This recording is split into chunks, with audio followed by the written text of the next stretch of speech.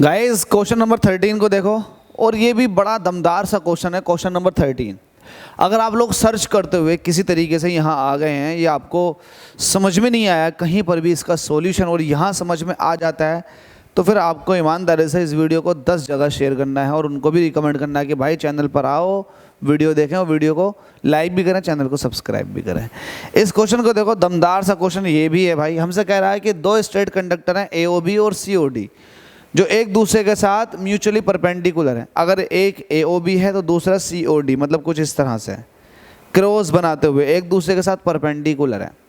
हमसे कह रहा है उनके अंदर करंट I1 I2 जा रही है, तो मैग्नीट्यूड ऑफ मैग्नेटिक फील्ड बताओ। डायरेक्शन से कोई मतलब नहीं, मैग्नीट्यूड ऑफ मैग्नेटिक फील्ड बताओ कहाँ पर, P पॉइंट पर, जो कि A डिस्टेंस अवे है दोनों वायर्स है।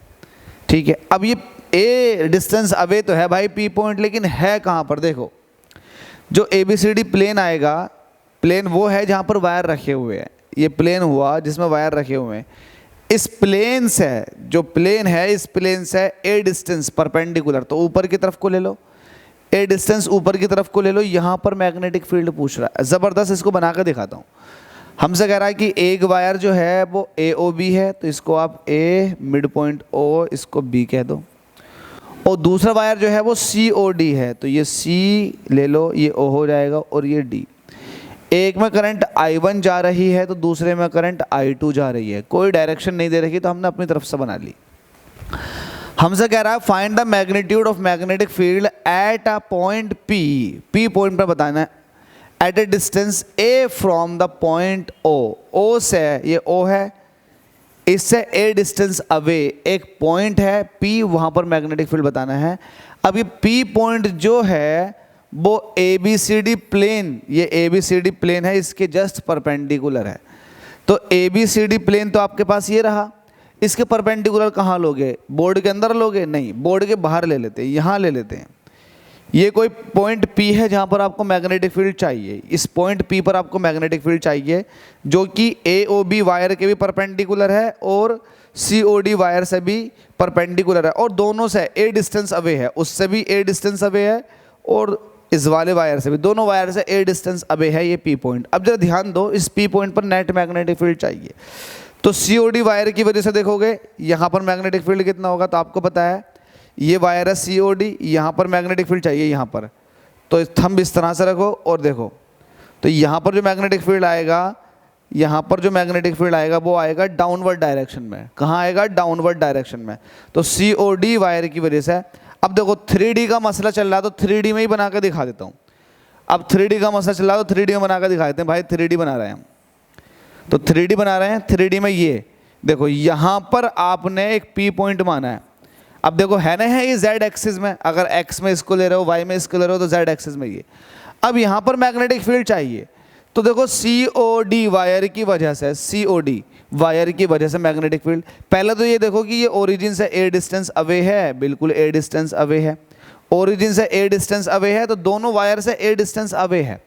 अब मैं COD की वजह से मैग्नेटिक फील्ड की डायरेक्शन देखना चाह रहा हूँ, तो COD से मैग्नेटिक फील्ड डायरेक्शन देखो, मैग्नेटिक फील्ड की डायरेक्शन P पॉइंट पर, P पॉइंट कहीं यहाँ है, वायर में करंट इस तरह से जा रही, थंब इस तरह से रखो, फिंगर को रैप करो, तो जो इसके ऊपर वाला पॉइंट है वहाँ पर जो मैग्नेटिक फील्ड की डायरेक्शन आएगी वो डाउनवर्ड डायरेक्शन में आएगी, क्योंकि मैग्नेटिक फील्ड जो है वो कुछ इस तरह से लूप की तरह होता है। तो यहाँ पर चाहिए, तो यहाँ पर कुछ डाउनवर्ड डायरेक्शन में जा रहा होगा, तो यहाँ पर जो मैग्नेटिक फील्ड होगा वो डाउनवर्ड डायरेक्शन में जा रहा होगा COD की वजह से, तो इसकी वजह से मैग्नेटिक फील्ड आपने मान लिया B1। सिमिलरली आपको अब AOB की वजह से देखना, तो AOB की वजह से वायर ये है, पॉइंट यहाँ कहीं होगा, तो मैग्नेटिक फील्ड की डायरेक्शन जब निकालोगे मैग्नेटिक फील्ड, तो इस P पॉइंट पर मैग्नेटिक फील्ड कैसा आएगा? इधर की तरफ को आएगा। तो ये मैग्नेटिक फील्ड है AOB का मैग्नेटिक फील्ड इस तरफ को होगा, जबकि COD का मैग्नेटिक फील्ड डाउनवर्ड डायरेक्शन में होगा, क्योंकि COD वायर इस तरह से रखवा, तो उससे मैग्नेटिक फील्ड लाइंस है ना कुछ इस तरह से लूप बना रही होंगे, सर्कुलर लूप इस तरह से।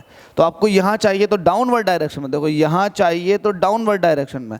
ऐसे ही AOB वायर के इस तरह से मैग्नेटिक फील्ड होगा, क्योंकि वायर तो इस तरह से रखा हुआ, तो मैग्नेटिक फील्ड इस तरह से होगा। P पॉइंट पर चाहिए तो इस तरफ को होगा। ठीक है, अब इन दोनों का नेट कैसे निकालोगे? तो कहीं ना कहीं नेट ये निकल कर आएगा, ये नेट निकल कर आएगा, तो नेट कितना होगा? इसको आप कह दो B, तो B जो हो जाएगा नेट मैग्नेटिक फील्ड जो हो जाएगा वो हो जाएगा स्क्वायर रूट B1 का स्क्वायर प्लस B2 का स्क्वायर। क्यों? क्योंकि आपको बता दो फील्ड हैं, एक इधर को लगा हुआ है और एक इधर को लगा हुआ है। आपको नेट निकालना तो नेट कहीं ना कहीं ऐसे निकल कर आएगा। तो ये नेट जो निकल कर आएगा B1 का स्क्वायर प्लस B2 का स्क्वायर इस तरह से निकल कर आएगा। जब दो वेक्टर एक दूसरे के म्यूचुअली परपेंडिकुलर होते हैं तो भाई उनका नेट ऐसे निकलता।